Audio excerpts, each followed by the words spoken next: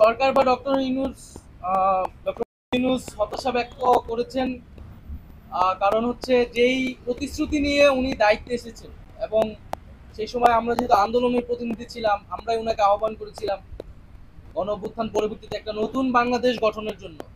এবং শুধু ডক্টর মোহাম্মদ ইউনূস বা এই সরকার নয়, সেই সময় যারা আমরা আন্দোলন করেছিলাম, ফ্যাসিবাদ বিরোধী রাজনৈতিক দলের নেতৃবৃন্দ সকলেই কিন্তু সেই প্রতিশ্রুতি জনগণের কাছে ব্যক্ত করেছি যে একটা নতুন বাংলাদেশ, এবং সেটি সংস্কারের মধ্য দিয়ে নতুন বাংলাদেশ পাওয়া সম্ভব।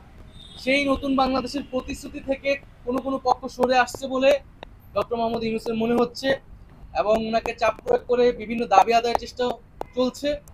এর ফলে আসলে এইভাবে ওনার পক্ষে কাজ করা সম্ভব নয় এবং সংস্কার বা পরিবর্তন আনা সম্ভব নয়। তো সেই জায়গাতে উনি হতাশা ব্যক্ত করেছে। আমাদের জায়গা থেকে আমরা বলেছি যে কোন রাজনৈতিক দল নয়, উনি যাতে জনগণের প্রতি, গণ অভ্যুত্থানকারী ছাত্র জনতার প্রতি কমিটেড হন, এবং সেই জায়গায় কাজ করতে উনি ওনার দৃঢ়তা ব্যক্ত করেন। ওকে, ঠিক আছে। আজকে আমরা বিচার সংস্কার এবং নির্বাচন